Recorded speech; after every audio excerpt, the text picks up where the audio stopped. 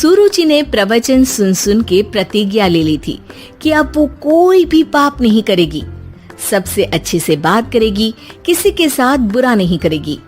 बहू, ये मच्छर तेरे गाल पे कब से बैठा है? अरे काट लिया तो गाल गुलाब की तरह लाल कर देगा।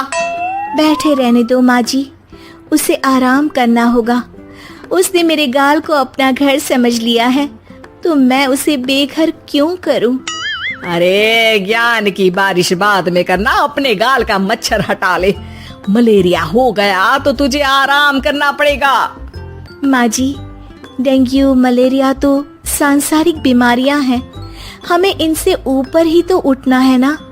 अरे बेटा, इनसे आदमी ऊपर ही उठ जाता है। क्या हुआ? काट लिया। अरे मैंने तो कहा ही था, मार देना था उसको।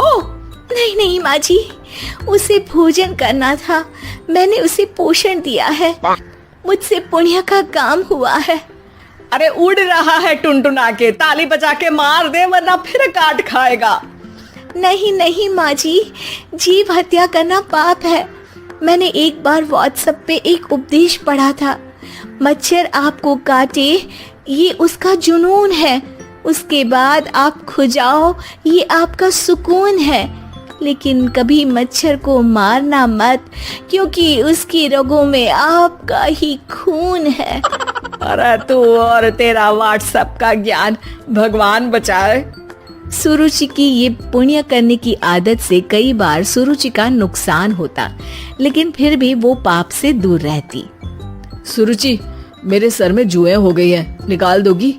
कोई आपको अपने घर से निकाले, आपको अच्छा लगेगा क्या? अरे लेकिन परेशान करती हैं जुएं, दिन भर सर खुजाता रहता हूँ। देखो, इसी बहाने तुम्हारे सर की चंपी हो जाती है। तुम्हें तो जुओं को थैंक यू कहना चाहिए। तभी बाहर से ससुर जी की आवाज आती है।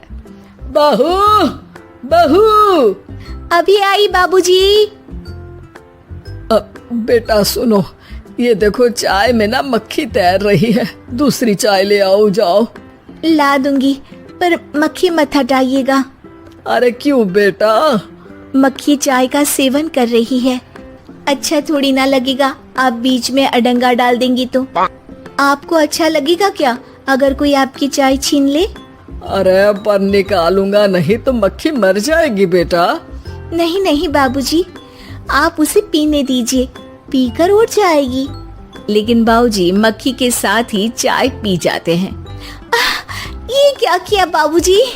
अरे मक्खी सिर्फ चाय ही क्यों पिए, आज सुबह मैंने मिठाई भी खाई है, पेट में ही है, वो पेट में चाय भी पीती रहेगी और मिठाई भी खाती रहेगी। सुरुचि को समझ में नहीं आता कि वो बाबूजी के इस कारनामे पर क्या जवाब दे। वो सास के पास जाती है। सास के हाथ में एक खटमल मारने की दवाई है। माँ जी, आपके हाथ में ये क्या है? अरे बेटा, तू तो बीए पढ़ी है, इतना तो पढ़ने में आया ही होगा कि ये खटमल की दवाई है। माँ जी, आप क्यों मार रही हैं खटमल? मत मारिए माँ जी, आप अपनी नींद के लिए खटमलों को हमेशा के लिए सुला देना चाहती हैं। अरे अब चुप भी हो जाओ देवी, पुरानी दवाई है, एक्सपायर हो गई है, फेंकने जा रही हूँ, नहीं मार रही हूँ खटमल। और वैसे भी खटमल से ज्यादा तो तूने हमारी नींद हराम कर रखी है। माँ जी, पुण्य करना चाहिए, आपको तो ज्यादा करना चाहिए, आपकी तो उम्र भी हो रही है। अरे उम्र से याद आया, बैंक में जाकर जन्म तारीख सही करवानी है, तैयार हो जा, कल स्कूटी चला के ले जाना मुझे। अगले दिन सास घर से निकलने से पहले दही शक्कर खा रही है और जल्दी जल्दी में हाथ नहीं धोती। बहू स्कूटी निकालती है और सास ताला लगाती है। ताला लगाते वक्त शक्कर के दाने ताले पे रह जाते हैं और दोनों सास बहू हड़बड़ी में घर से बाहर निकल जाती हैं। अच्छा हुआ कि तेरी स्कूटी में सेल्फ स्टार्ट है, वरना तू तो बोलती कि मैं किक नहीं मारूंगी, किक मार दी तो पाप लगेगा। माँ जी, इस तरह मजाक करना भी पाप होता है। दोनों सास बहू बैंक पहुँचती हैं। अभी लंच टाइम है, बाद में आना। अरे भाई साहब सुन तो लो, करवाना क्या है? अरे जन्म तारीख बदलवानी है, कैसे बदलेगी? अब किसी और तारीख को पैदा हो जाओ। यही चुटकुला आप अपने मैनेजर को भी सुना पाओगे ना? वो भी हंस ले थोड़ा, अभी बुलाती हूँ। अरे रुकिए, ये फॉर्म भरिए और आधार कार्ड दीजिए। अरे राम रे, आधार कार्ड तो भूल ही गई, उसके बिना तो नहीं होगा। अरे बहू जा घर से जल्दी से मेरा बटुआ उठा ला, उसमें मेरे सारे कार्ड रखे हैं।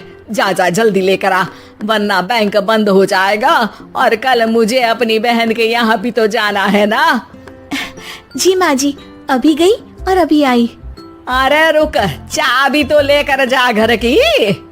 बहू जल्दी से घर पहुंचती है, लेकिन घर पहुंचते ही देखती है कि ताले पे बहुत सारी चींटियां हैं, जो माँ के ताला लगाते वक्त हाथ से ताले पे शक्कर छूट जाने के कारण आ गई थी।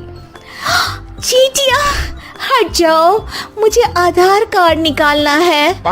बहू चींटियों को हटाती नहीं है, उनसे मिन्नतें करने लगती है। सुनो, हट जाओगी तो और भी शक्कर के दाने खिलाऊंगी। अभी सास का काम बहुत जरूरी है, मेरी बात सुन लो, मान लो। मैंने तुमको हटाया तो पाप हो जाएगा। चींटियां कैसे सुरुचि की बातें सुनती जब घर में ही उसकी कोई नहीं सुनता था। शाम हो जाती है पर चींटियां हटती नहीं है। तभी सास वहाँ ऑटो से आ जाती है। अरे कहाँ रह गई तू? बैंक भी बंद हो गया। माँ जी, ताले पे चींटी।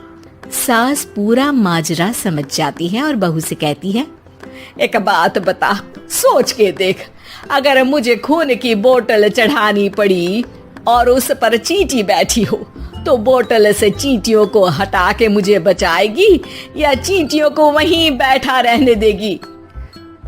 माँ जी, ऐसा होगा ही नहीं। अरे चींटियों को तो मीठा पसंद होता है, खून की बोतल पे तो मच्छर आएगा, क्योंकि खून तो मच्छर पीता है। सास सर पकड़कर बैठ जाती है और रोने लगती है। तभी ससुर जी और सुरुचि का पति भी वहां आ जाता है। अरे रो क्यों रही हो? रहने दो जी, तुमको बताया तो तुम भी रोने लगोगी अपनी किस्मत पर।